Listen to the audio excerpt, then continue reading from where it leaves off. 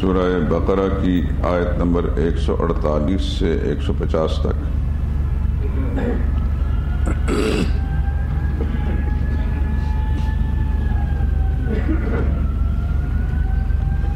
اعوذ باللہ من الشیطان الرجیم، بسم اللہ الرحمن الرحیم۔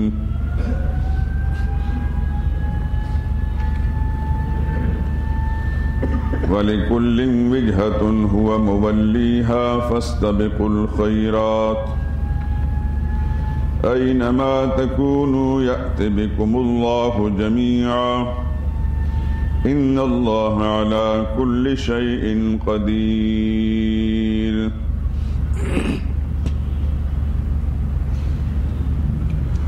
ومن حيث خرجت فول وجهك شطر المسجد الحرام وإنه للحق من ربك وما الله بغافل عما تعملون۔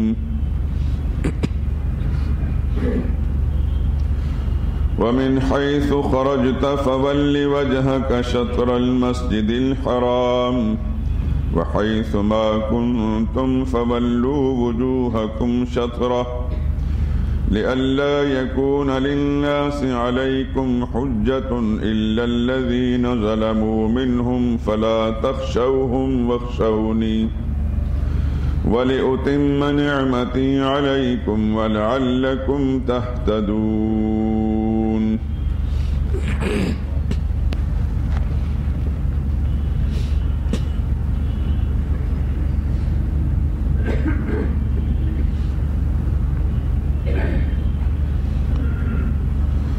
وَلِكُلٍّ وِجْهَةٌ، اور ہر کسی کے لیے ایک جانب مقرر ہے، هُوَ مُوَلِّيهَا، وہ اس کی طرف منہ کرتا ہے، فَاسْتَبِقُوا الْخَيْرَاتِ، تم سبقت کرو نیکیوں میں، أَيْنَمَا تَكُونُوا، جہاں کہیں بھی تم ہوگے، یأت بکم اللہ جمیعا، اللہ تم سب کو اکٹھا کر کے لائے گا۔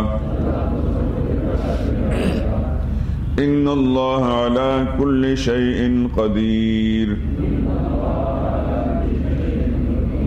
بلا شبہ اللہ ہر چیز پر قادر ہے۔ وَمِنْ حَيْثُ خَرَجْتَ،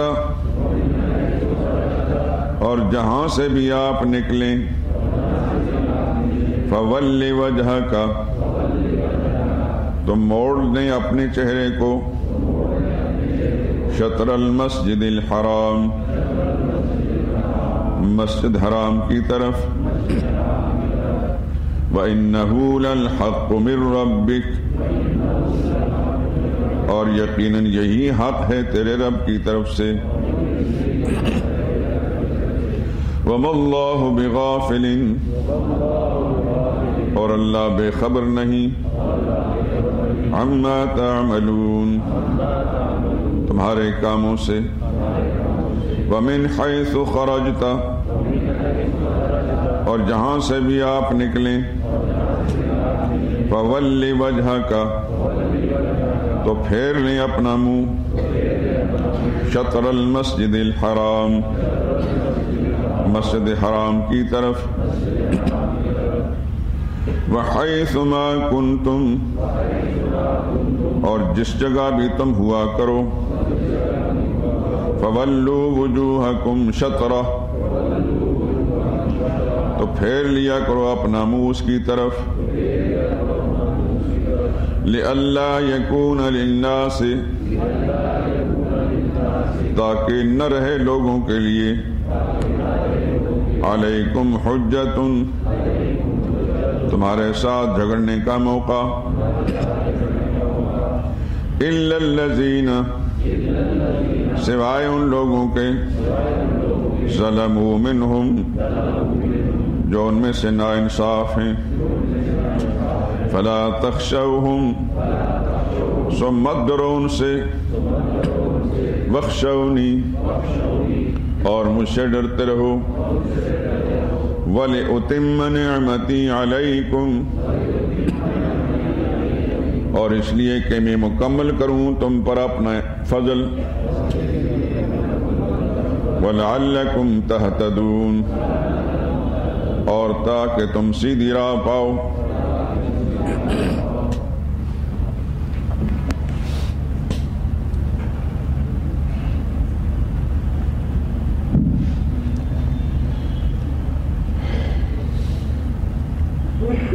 وہی مضمون جو پچھلی آیات کے اندر تحویل قبلہ سے متعلق بیان ہوا ہے، اسی سے متعلق یہ آیات بھی لائی گئی ہیں.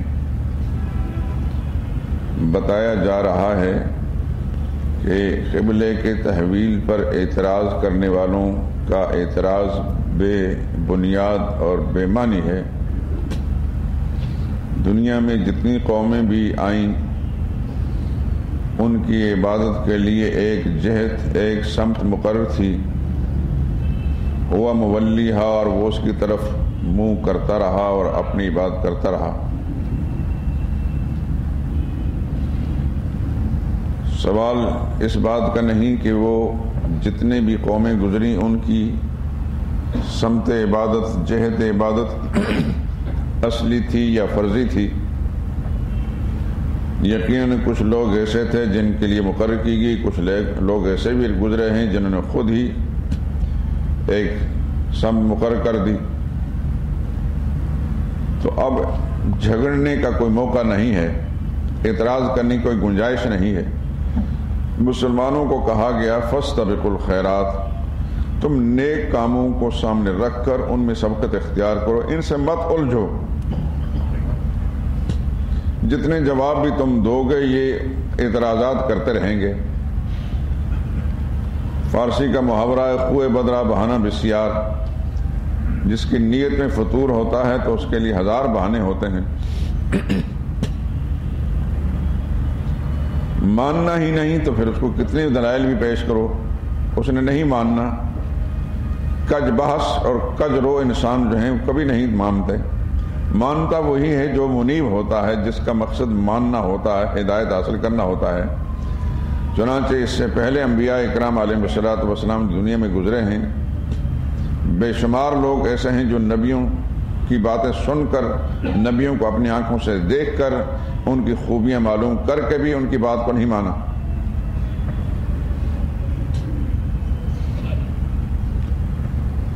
آپ اندازہ کر چکے کہ اس حد تک بھی بعض قومیں سرکش گزری ہیں کہ قیامت کے دن جب نوح علیہ السلام سے مثلا پوچھا جائے گا، اللہ پوچھیں گے کہ آپ نے میرا پیغام سنایا تھا اپنی قوم کو؟ تو وہ فرمائیں گے یا اللہ بالکل سنایا تھا. قوم سے پوچھا جائے گا کہ آپ کے پاس نوح علیہ السلام نے میرا پیغام پہنچایا؟ وہ صاف انکار کر دیں گے کہ ہمارے پاس کوئی نہیں آیا. آپ اندازہ کریں کہ نوح علیہ السلام کوئی 2 دن 4 دن 6 دن 8 دن مہینہ سال تک پیغام نہیں سنا. 950 سال تک قرآن کریم ہے فَلَبِثَ فِيهِمْ أَلْفَ سَنَةٍ، نوح علیہ السلام ان کے اندر 1000 سال رہے، الا 50 عامہ سوائے 50 سال کے، یہ 50 کم 1000 سال رہے. تو اتنا عرصہ اللہ کا پیغام سنایا، لیکن وہ اتنے بدبخت کہ محشر کے میدان کے جبکہ وہاں سچ جھوٹ کا بالکل فیصلہ ہو جائے گا، وہاں بھی جھوٹ بولنے سے اور پیغمبر کی تکذیب کرنے سے باز نہیں آئیں گے. تو بد نصیب بدبخت انسان پیغمبر سے بھی ہدایت نہیں حاصل کرتا. میں ایک بات کہا کرتا ہوں، آپ حضرات کے علم میں ہے کہ جو ماننا چاہے سمجھنا چاہے تو ہماری طرح گناہگاروں کی زبان سے بات سمجھ میں آ جاتی ہے، نہ ماننا چاہے تو نبی کی بات بھی اس کو سمجھ میں نہیں آتی. ضدی انسان کو اللہ ہدایت دیتے بھی نہیں. قرآن کریم میں ہے ما یتذکر الا من ینیب، نصیحت وہی حاصل کرتا ہے جس میں طلب ہوتی ہے ہدایت کی. یہدی الیہ من اناب، ہماری طرف راستہ اس کے لیے کھلتا ہے جس میں انابت ہوتی ہے. اور یہ بھی قرآن کریم میں کذالک یضل اللہ من هو مسرف مرتاب، اللہ تعالیٰ بہکا دیتے ہیں، گمراہ کر دیتے ہیں اس کو جو حد سے بڑھنے والا، مرتاب، شک کرنے والا ہے۔ ہمیشہ جس نے شک کیا ہدایت کا راستہ گم ہو گیا، جس نے انابت اختیار کی ہدایت کا راستہ اس کے لیے کھل گیا۔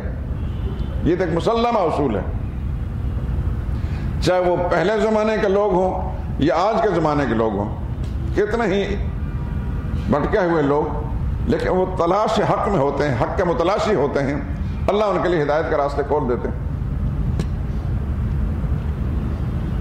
اور ضدی اور معاند انسان نبی بھی سامنے ہوتا ہے۔ نبی کریم صلی اللہ علیہ وسلم سے زیادہ پاک باز انسان کس نے دنیا میں دیکھا؟ اتنا با کردار انسان کس نے دیکھا؟ اتنا خوش اخلاق انسان کس نے دیکھا؟ اتنا راست باز سچائی والا انسان کس نے دیکھا؟ اتنے خوبصورت بیان کرنے والا اور ناصحانہ انداز اختیار کرنے والے کس نے دیکھا؟ لیکن ابو جہل جس کے مقدر کے اندر اس کی ضد، ہٹ درمی، عناد، دشمنی کے سبب سے ضلالت اور گمراہی لکھی تھی، وہ ابو جہل کا ابو جہل ہی رہا۔ کسی نے فارسی کے شاعر نے کہا، حسن سے بصرہ بلال از حبش شہیب از روم، ز خاک مکہ ابو جہل اینچی بولا جبیس۔ حضرت حسن کو بصرہ سے چل کر ہدایت مل گئی،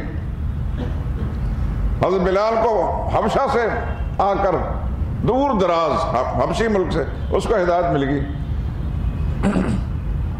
اور حضرت صہیب کو روم سے آ کر ہدایت مل گئی، اور مکہ کی سرزمین بیت اللہ کے پاس پیدا ہونے والا، وہاں رہنے والا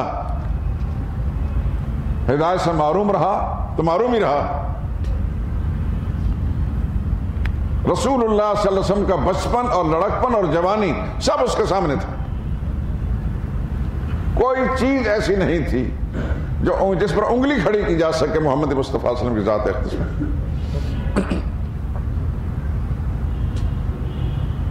بلکہ خود ابو جہل کا وہ مقولہ ترمذی کی حدیث کتاب کے اندر منقول ہے، وہ کہا کرتا تھا، تصدق الحدیث، اے محمد آپ ساری باتیں اچھی کرتے ہیں، صحیح باتیں کرتے ہیں، ولا نکذبک، ان سب باتوں میں آپ کو ہم نہیں جھٹلاتے، ولکن نکذب بالذی جئت بہ، مگر ایک بات ایسی ہے، یعنی وہ مسئلہ ہے توحید جو آپ ہمارے سامنے پیش کرتے ہیں، ہم اس میں نہیں مانیں گے آپ کو، یہ ہمارے آبائی عقیدے کے خلاف ہے۔ نہیں مانا اور آخر دم تک نہیں مانا اور کفر پر اڑا رہا، حتیٰ کہ موت کے وقت بھی اس نے نہایت باغیانہ جملہ کہا جب مر رہا تھا ظالم۔ عبداللہ بن مسعود گردن کاٹنے کے لیے تلوار لے کر کھڑے تھے، تو آخری جملہ بھی اس نے یہ پیغام دیا کہ محمد کو جا کر میرا پیغام دے دینا کہ زندگی میں اتنا بغض اور بیر میرے اندر نہیں تھا آپ کے خلاف جتنا اس مرتے وقت یہ کیا ہے وہ بھی انسان، لیکن جس نے نہیں ماننا نہیں چاہا تو اس کو نبی کی بات بھی نہیں سمجھ میں آئی، اور جس کو اللہ تعالیٰ ہدایت دینے کا فیصلہ کر دیتے ہیں اور جو ماننا چاہے، یاد رکھیں یہ ایک اصولی بات، ہدایت مسلط نہیں ہوتی، طلب پر ہوتی ہے۔ اللہ کفر بھی کسی پر مسلط نہیں کرتے، اگر زبردستی اللہ تعالیٰ کفر مسلط کر دیں تو یہ ظلم ہو جائے گا، اور اللہ تعالیٰ ہدایت مسلط بھی نہیں کرتے، اس لیے کہ پھر تو اعتراض آئے گا کہ فلاں ہدایت پر اس لیے کہ اللہ نے زبردستی اس کو ہدایت دے دی، پھر فرعون کو ہدایت کیوں نہیں دی زبردستی؟ اللہ زبردستی کرنا چاہے تو کون کافر رہ سکتا ہے؟ پھر اللہ تعالیٰ کل شیء قدیر ہے، وہ جو چاہے کر سکتا ہے، زبردستی ہدایت دینا تو ساری دنیا کے کافر مسلمان رہیں گے۔ اللہ کا قانون یہ نہیں، اللہ تعالیٰ نے قرآن کریم میں آگے آئے گا، انا خلقنا الانسان من نطفۃ امشاج نبتلیہ فجعلناہ سمیعا بصیرا، ہم نے اس انسان کو اس پانی کے قطرے سے پیدا کیے، نبتلی آزمائش کے لیے، فجعلناہ سمیعا بصیرا، ہم نے سمیع کان بھی دیے ہیں سننے کے لیے، بصیر آنکھیں دی ہیں دیکھنے کے لیے، وہ خوب غور فکر کر کے سوچ سمجھ کر فیصلہ کرتے۔ انا ہدیناہ السبیل، ہم نے پھر اس کے لیے راستہ کھول دیا، اما شاکرن و اما کفورا، اپنی مرضی سے وہ شاکر بنے، خدا کا فرما بردار بنے، اما کفورا، یا اپنی مرضی سے کفر اختیار کرے۔ زبردستی نہ ہدایت کی طرف رب العالمین کھینچتے ہیں، نہ زبردستی ضلالت پر اللہ تعالیٰ اس راستے میں لگاتے ہیں۔ اللہ نے عقل، شعور، دماغ، سوچ سمجھنے کا جو امتیاز بخشا ارادے دیے ہیں، اس پر یہ انسان اس میں خود مختار ہے۔ راستے کھول دیے، پھر اللہ پاک نے ہدایت کے راستوں کے لیے نبی بھیجے، نبیوں کا وعظ، پھر اللہ نے کتاب اتاری۔ اس سب کچھ ہدایت کے راستے ہونے کے باوجود جو نہیں مانتا، تو اس کا مطلب نہایت ضدی اور ہر درم ہے، اور ہر درم کے لیے اللہ تعالیٰ کے ہاں ہدایت کے فیصلے نہیں ہوتے۔ ہمیشہ اللہ کا قانون یہ ہے، ہمیشہ سے یاد رکھیں، تمام انبیاء کی تعلیمات میں، تمام آسمانی شریعتوں کے اندر ایسا رہا ہے، کسی ضدی کو خدا ہدایت نہیں دیتے، اور ہدایت مسلط بھی نہیں کرتے اللہ، نہ ضلالت اور گمراہی مسلط کرتے ہیں، نہ کفر مسلط کرتے ہیں، نہ ہدایت مسلط کرتے ہیں۔ اس کو کھلا چھوڑ دیا، سوچ، اپنی خدا داد عقل کو، فکر کو، سوچ کو، سمجھ کو استعمال کر۔ یہی وجہ ہے قرآن کریم لا اکراہ فی الدین، دین میں زبردستی نہیں، زبردستی کسی کو مسلمان نہیں کیا جائے گا۔ ہم اللہ کے سامنے دلائل رکھیں، اسلام کی سچائیاں اور خوبیاں اس کے سامنے رکھی جائیں گی، اور آج تک دنیا میں ایسا نہیں پیدا ہوا، آج تک روئے زمین پر جب سے اسلام آیا، کہ اسلام کے اندر اسلامی احکام میں کوئی خامیاں اس کو نظر آئی ہیں، اسلام کی خوبیوں کے سارے معترف ہیں۔ اگر کوئی چیز رکاوٹ بنی ہے بعد کے دوروں ادوار میں، تو ہم لوگ خود، ہمارا کردار، ہمارے رویے جو لوگوں کے اسلام کے لیے رکاوٹ بنے۔ آپ کو یاد ہے کچھ عرصہ پہلے جب افغانستان میں امارت اسلامی قائم ہوئی اور پوری دنیا کے اندر ایک خبر پھیلی، نہت بے سر و سامان ملا عمر نے اور ان کے ساتھیوں نے پورے افغانستان کو امن و امان کا ایک گہوارہ بنا دیا۔ میں ذاتی طور پر اس بات کا گواہ ہوں، میرے ساتھ 2-3 ساتھی تھے، ہم افغانستان گئے زمینی راستے پر، لیکن تھوڑے سے کوہاٹ سے آگے ہنگو اور ٹل اور سدا اور پارا چنار سے کوئی 10 میل آگے، وہاں مجھے کچھ لوگ ملے، ان سے میں نے بات میں، چونکہ پشتو جانتا ہوں، پشتو بول لیتا ہوں، ان سے میں نے باتیں کی۔ یہ اس دور کی بات ہے جب یہ طالبان کی حکومت قائم ہو چکی تھی، اور حکومت قائم ہوئے کوئی 6 سال 6 مہینے ہوئے تھے۔ میں نے انٹرویو لیا اپنی معلومات کے لیے کہ اس سے پہلے بھی حکومتیں گزری ہیں، اب یہ حکومت ہے، تم لوگ کیا فرق محسوس کرتے؟ انہوں نے کہا کہ فرق یہ ہے کہ پہلے کوئی شخص کسی کا حق دبا لیتا تھا اور زور آور تھا تو کمزور آدمی اسے اپنا حق لے نہیں سکتا تھا، اور اب صورتحال یہ ہے کہ کوئی شخص کسی کا حق دبا سکتا ہی نہیں، دبانے کی کوشش نہیں کرتا، اسے یقین ہے کہ حق دبا نہیں سکیں گے، انصاف آ چکا۔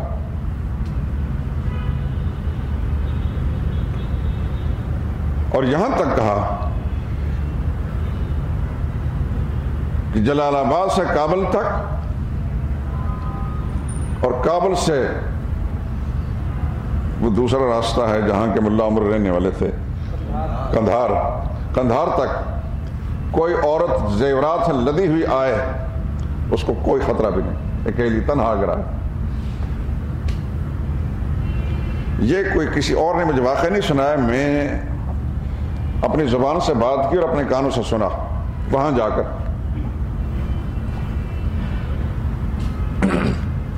وہ جب امن و امان اور انصاف قائم کیا تو اسی زمانے میں ایک انگریز عورت جاسوس کے طور پر بھیجی گئی باقاعدہ امریکہ سے۔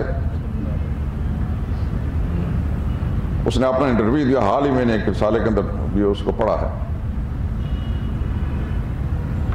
تو کہتے ہیں مجھے بتایا گیا تھا کہ اسلام آباد ایئرپورٹ پر تمہیں وصول کرنے کے لیے افراد موجود ہیں، ہمارے کارندے، وہاں سے آپ کو امن و امان کے ساتھ سیدھے افغانستان پہنچائیں گے۔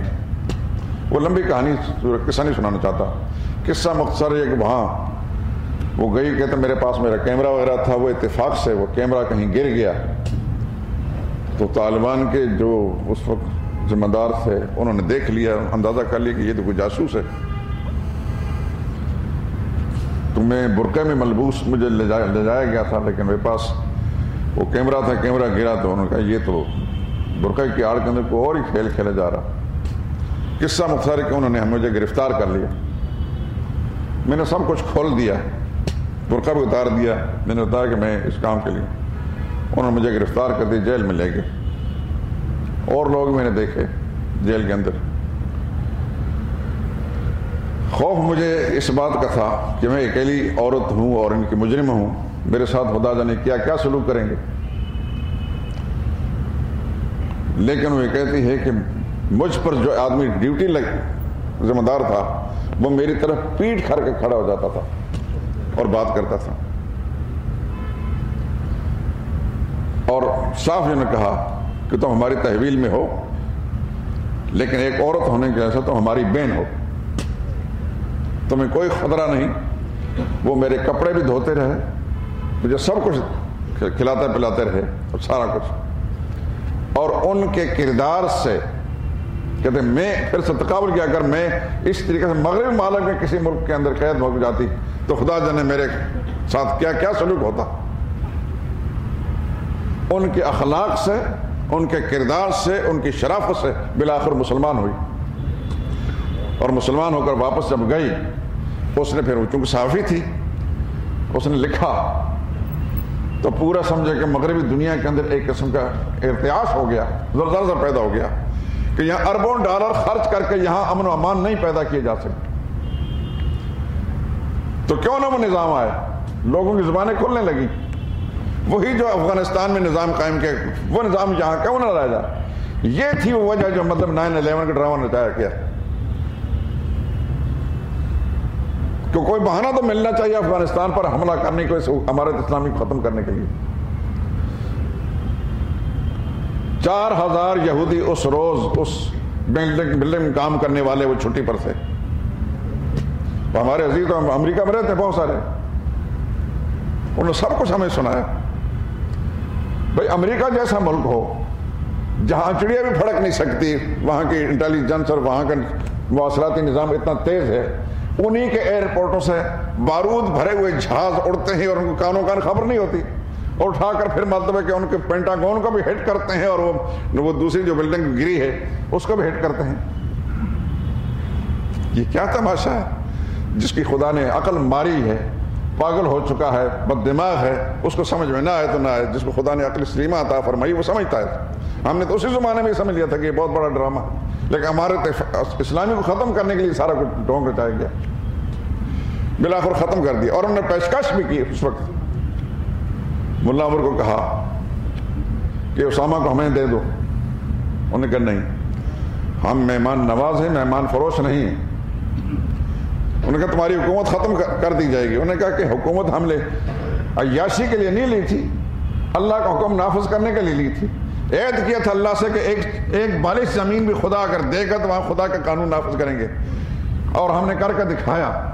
حکومت برائے حکومت ہمارا مطلب نہیں، اگر منشا الہی نہیں ہے تو ہمیں نہیں ضرورت، لیکن ایک مجاہد کو جس نے خالص اللہ کی رضا کی خاطر جہاد کیا ہے، اس کو ہم کسی کافر کے حوالے کرنے کے لیے تیار نہیں، چاہے ہماری حکومت ختم کرا لی انہوں نے، لیکن اپنے مہمان کو دیا نہیں، انہوں نے اپنی مرضی سے نہیں دیا۔ کتنے انسان قتل ہو گئے، سارا کچھ ہو گیا، تو وہ عورت مسلمان ہو کر وہی اب بھی مسلمان ہے، وہ ان کے کردار سے مسلمان ہوئی۔ انہوں نے اس کے ساتھ جو شرافت کا معاملہ کیا، جو اخلاق کا معاملہ کیا، وہ جاسوس بن کر آئی تھی، ان کو دشمن قوم سے دشمن بن کر آئی تھی، جہاں سے مسلمان ہو کر گئی۔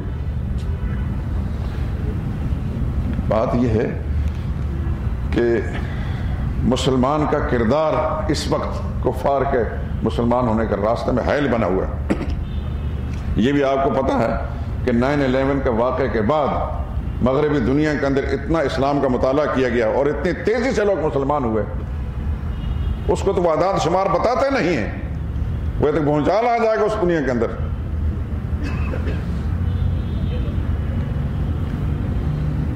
لیکن بہرحال قرآن میں ہے یہ سچائی ہے. والذی ارسل رسولہ بالہدی ودین الحق لیظہرہ علی الدین کلہ. اللہ نے یہ قانون بیان کر دیا کہ محمد مصطفیٰ صلی اللہ علیہ وسلم کو سچا دین دے کر بھیجا, ہدایت دے کر بھیجا. کیوں بھیجا؟ لیظہرہ علی الدین کلہ, تاکہ تمام ادیان پر غالب کر کے چھوڑے. اللہ کا یہ فیصلہ نافذ ہو کر رہے گا انشاءاللہ. ہم اپنی زندگی میں دیکھیں یا نہ دیکھیں, لیکن ایسا ہو کر رہے گا.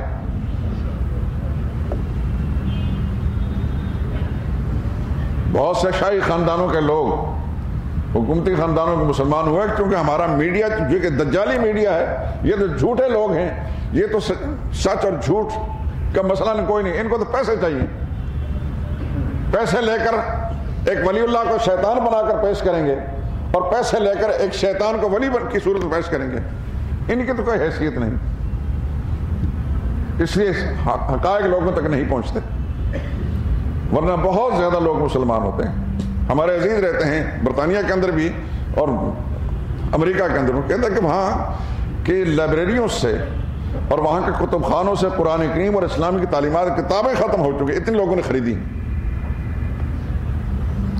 اور اس کے بعد بڑے بڑے ادارے قائم ہوئے ہمارے پاکستان سے, ہندوستان سے بڑے بڑے ادارے وہاں جا کے قائم ہوئے, جو کروڑوں کی تعداد میں کتابیں جو چھاپ کر وہاں پہنچا رہے ہیں, اور وہ لوگ لے رہے ہیں. اسلام کی خوبی ہمیشہ مسلم رہی ہے, کسی دور کے اندر اس میں کوئی خامی نہیں نکال سکا. شاید یہ قصہ میں آپ کو سنایا کہ نہیں, چلو درس کی آیتیں جو ہیں پھر پڑھ لیں گے انشاءاللہ العزیز. عباسی خلفاء میں خلیفہ ہارون الرشید بڑے نامور خلیفہ گزرے ہیں, جن کی بیگم زبیدہ بیگم, جنہوں نے مسلمانوں کے رفاع عامہ کے لیے ایک نہر نکالی تھی. مکہ معظمہ سے آپ مینا کی طرف جب جاتے ہیں تو اب بھی وہ نہر موجود ہے. میں نے خود بڑا عرصہ پہلے اس نہر میں پانی چلتا بھی دیکھا. اب تو شاید اس حکومت نے بند کر دیا ہے, لیکن وہ کافی دور تک عرفات سے لے کے مینا مزدلفہ سے ہوتے ہوئے نہر نظر آتی. یہ اس خاتون کا کام تھا. تو اس نے ایک یہودی اس کے پاس, خلیفہ کے پاس آتا تھا, بڑا پڑھا لکھا, بہت تیز ترار ہوشیار. یہ یہودی کو ہمیشہ بڑی تیز رہی ہے اور خطاط بھی تھا, خوش نویس. اس کو اسلام کی دعوت دی, کیونکہ مسلمان حکمران ہر زمانے کے اندر وہ گزرے ہیں جن نے اپنی ذمہ داری پوری کی ہے. کفار کو اسلام کی دعوت ضرور دی ہے. مسلمان حکمران کی ذمہ داری میں یہ بات شامل ہے میرے دوستو.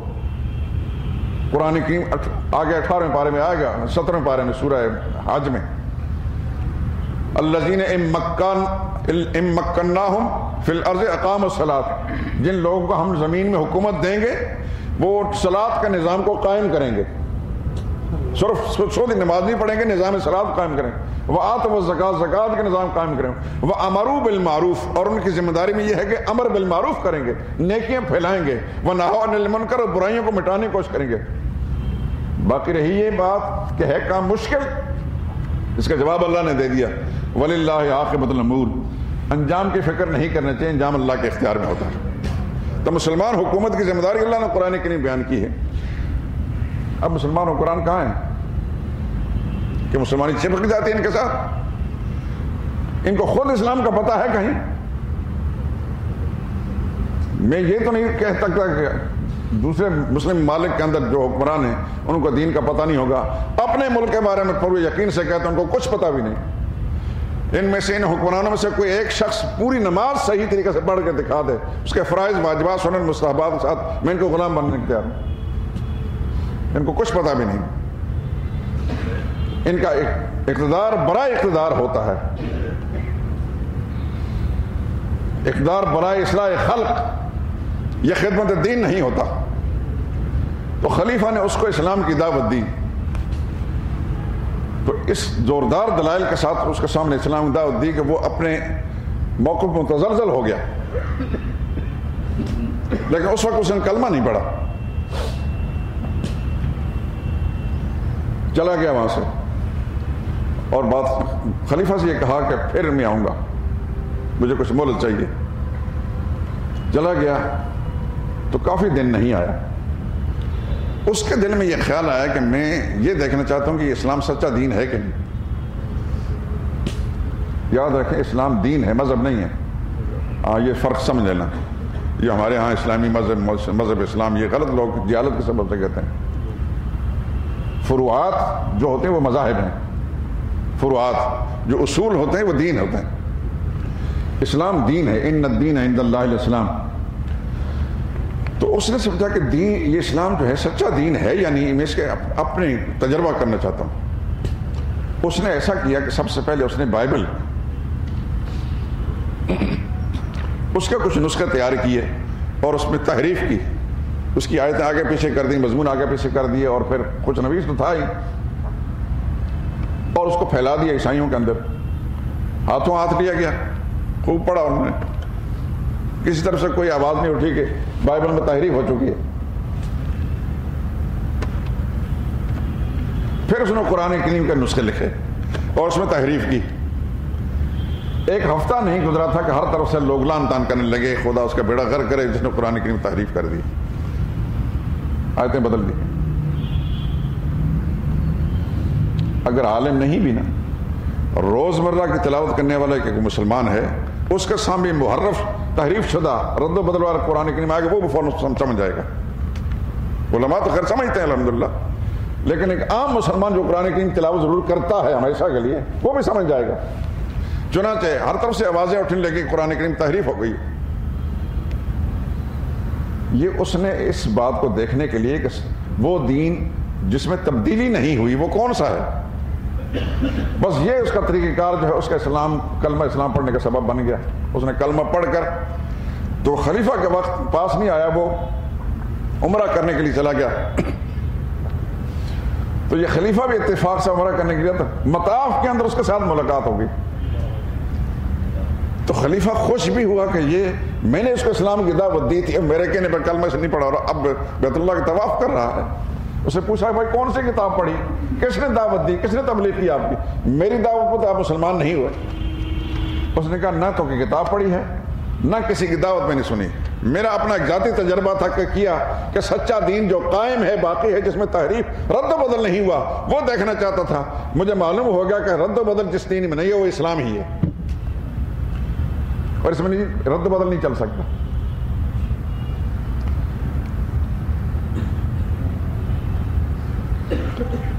تو دین کا معاملہ ہمیشہ ایسا رہا ہے کہ اس کے اندر کسی نے عیب اور نقص نہیں تلاش کر سکا۔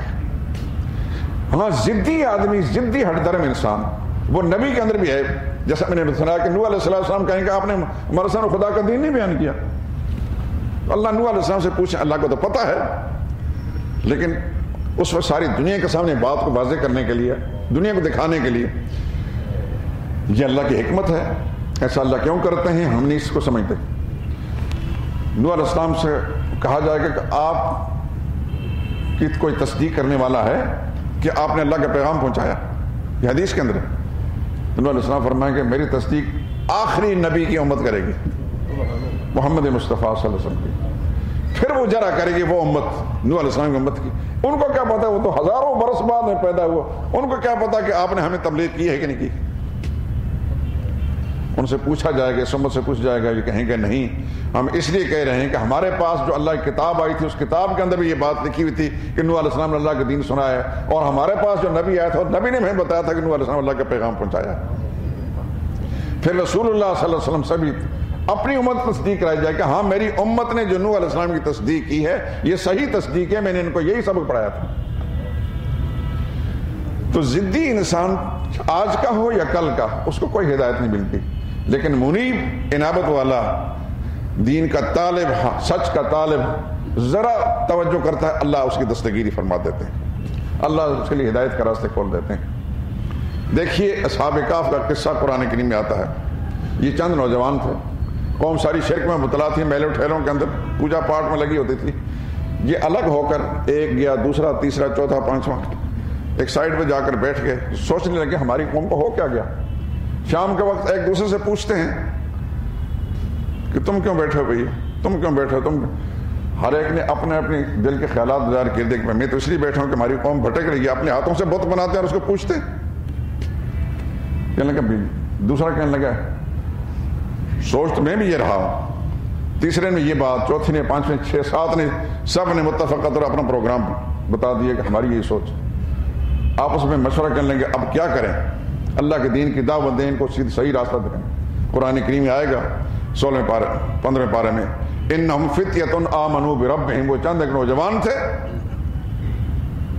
دین کی طلب ان کے اندر پیدا ہوئی تو اللہ نے ان کو ہدایت دے دی، ایمان لے آئے۔ کسی نے واز نہیں کیا تھا ان کو، صرف یہ ہے کہ ان میں تھوڑے سے سوچ درست کی تو اللہ نے ہدایت دے دی۔ وزدناہم ہدی، اللہ نے ان کو استقامت دے دی۔ وربطنا علی قلوبہم، پھر اس کے بعد اللہ پاک نے ان کے دلوں کو مضبوط کر دیا۔ اس کو طبع قلب کہتے ہیں یا ربط قلب کہتے ہیں۔ اللہ تعالیٰ نے ان کے دلوں کو جوڑ لیا، باندھ دیا، اللہ کے قبضے میں آ گیا۔ اذ قاموا فقالوا ربنا رب السماوات، چنانچہ سب نے اٹھ کر پھر اللہ کے دین کی دعوت دینا شروع کر دی، یعنی ربنا رب السماوات، ہمارا رب وہ ہے جو آسمان و زمین کا رب ہے۔ لن ندعو من دونہ الہا، ہم اپنی قوم کے ان مشرکوں کی طرح اللہ کے سوا کسی اور کو الہ سمجھ کر نہیں پکاریں گے۔ اور پھر ان کی وارنٹ گرفتاری جاری ہو گئے، وہ غار میں جا کر چھپے، 309 سال تک وہاں رہے۔ ان کی غیر موجودگی عرصے کے اندر بہت انقلاب آ گئے، تبدیلیاں آ گئیں، حکومتیں تبدیل ہو گئیں، وہ مشرک حکومت ختم ہو کر مسلمان مومن موحد حکومت آ گئی۔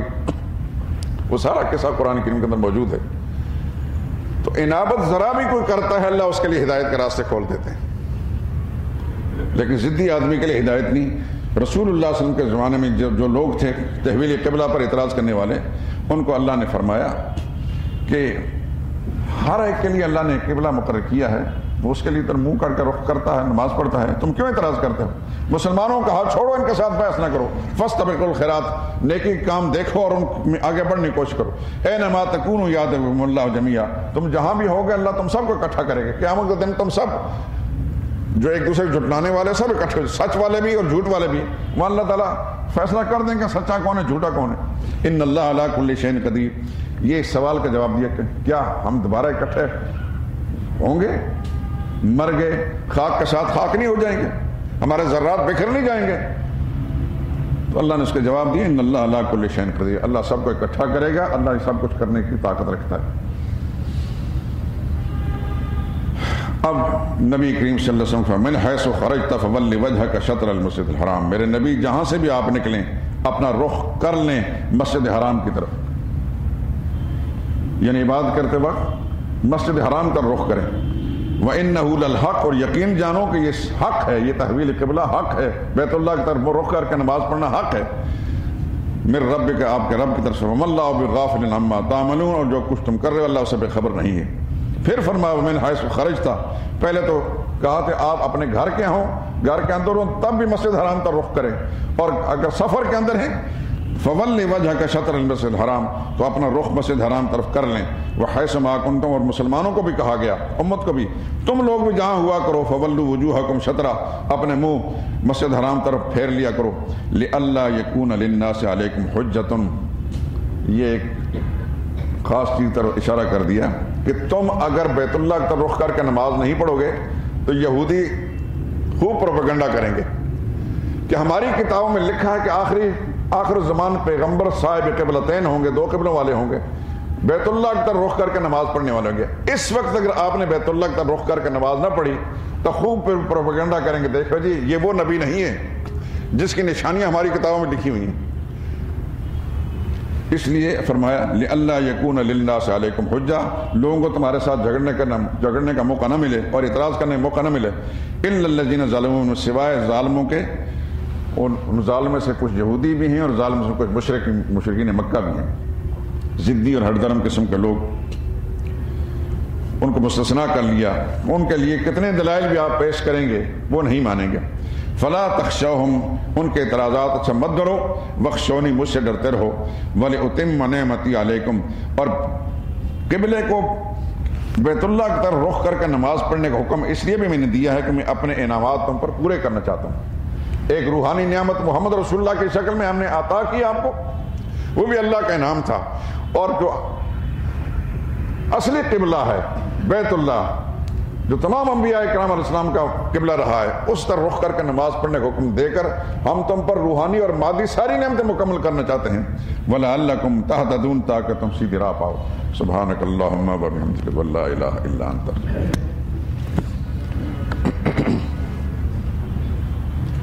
الحمدللہ رب العالمین اللہم صلی علی محمد وعلی آل محمد وبارک وسلم۔ یا اللہ ہمارا بیٹھنا بیان کرنا سننا قبول فرما، قرآن کریم کے نور سے ہمارے دل دماغ کو منور فرما، اس کی تعلیمات سے ہمارے گھروں کو آباد فرما۔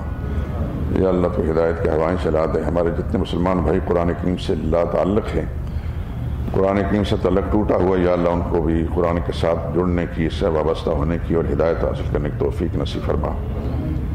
یا اللہ ہمارے ملک کے اندر ایسے حکمران ہمیں نصیب فرما جو اس سرزمین پر، اس خطے پر یا اللہ تیرے قرآن کے قانون کو نافذ کر سکیں۔ اے اللہ پاکستان میں بسنے والے مسلمانوں کو اسلامی نظام کی برکات کا موقع دیکھنا نصیب فرما، ہماری آنے والی نسلوں کو یا اللہ ہدایت پر قائم دائم فرما۔ یا اللہ ہمیں بھی اور ہماری نسلوں کو بھی یا اللہ شرک سے، بدعات سے، منکرات سے، فواحشات سے، بے شرمی سے، بے حیائی سے، بے پردگی سے، فقر سے، تنگ دستی سے، محتاجی سے اور ناگہانی آفات سے، حادثات سے، بلیات سے محفوظ فرما۔ اے اللہ اس ملک کو اندرونی بیرونی خطرات سے محفوظ فرما۔ اس ملک کے امن و امان کو اجاڑنے والے، برباد کرنے والے جو لوگ ہیں یا اللہ تو ان کو اچھی طرح جانتا ہے، اے اللہ ان کو برباد کر دے، ان پر اپنا عذاب نازل فرما۔ یا اللہ اس ملک میں بسنے والے جتنے مسلمان ہیں سب کی جانوں کی بھی حفاظت فرما، سب کے دین ایمان کی حفاظت فرما، سب کے املاک کی اور ان کی اولاد کی اور ان کے خاندانوں کی حفاظت فرما۔ یا اللہ ناگہانی آفات سے سب کو محفوظ فرما۔ جتنے ہمارے ساتھی اس درس کے رفقا ہیں یا اللہ خود بیمار ہیں یا ان کے گھروں کے اندر خواتین بچے بیمار ہیں یا اللہ سب کو صحت کاملہ نصیب فرما۔ قاور صاحب کی بیٹی بیمار ہے، اس کے لیے دعا کرے اللہ تعالیٰ اس کو شفا کاملہ نصیب فرمائیں۔ ہمارے درس کے ساتھی قمر قریشی بیمار ہیں، ان کے لیے دعا کریں اللہ تعالیٰ ان کو مکمل صحت و عافیت نصیب فرمائیں، ان کی بینائی کو بحال فرما دیں۔ ربنا تقبل منا انک انت السمیع العلیم۔